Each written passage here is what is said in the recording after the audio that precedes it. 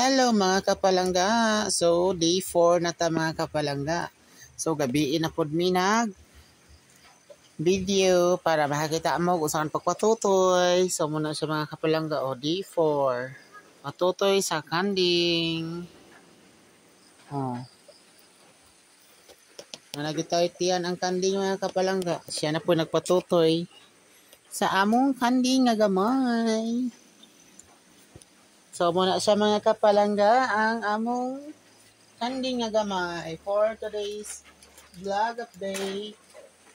So among gigamit ana nga gatas kay ano man siya, milk and soy, powdered milk and soy drink.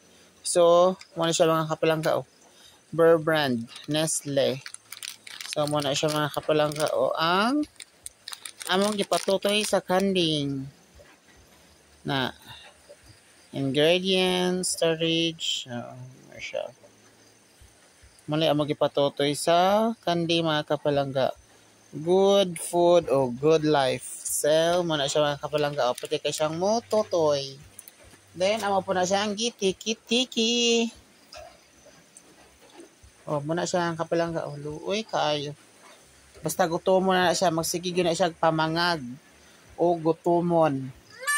Na, kaya mangayo og titi for today's vlog update. So, thank you for watching mga kapalangga. See you to the next vlog. Bye-bye.